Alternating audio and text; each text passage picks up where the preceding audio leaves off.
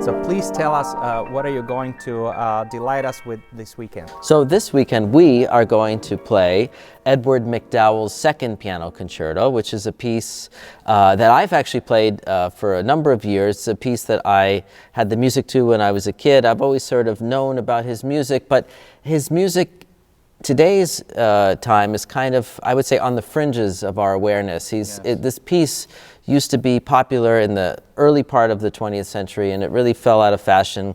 Performers like Van Cliburn and Earl Wild used to champion it. Andre Watts used to play this piece a lot, and I heard him play it. And I always thought it was great. I always thought it had a fresh, very big American romantic language, almost like an American Liszt meets Brahms. If Liszt was born in New Hampshire, perhaps he would have written this concerto. So I find it to be a refreshing musical voice, and as a composer myself, I really love music written and produced in this country. But he's a composer who went to Europe and studied and met Liszt and all these musical luminaries during his day, came back here, had a really fascinating life teaching music at Columbia University, and then starting with his wife this artist residency program in New York. Which is still going on strongly, and you are one of the awardees.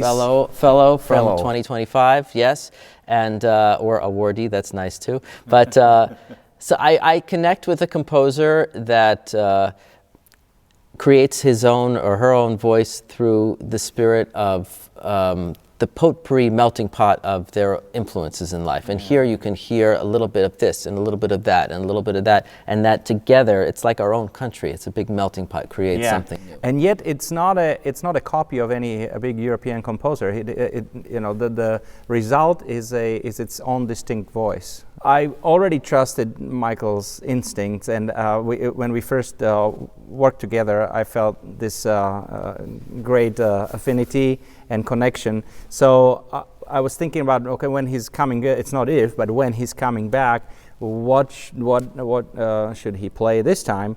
And then you brought up MacDowell's concerto, and you spoke so enthusiastically about it, as we just witnessed.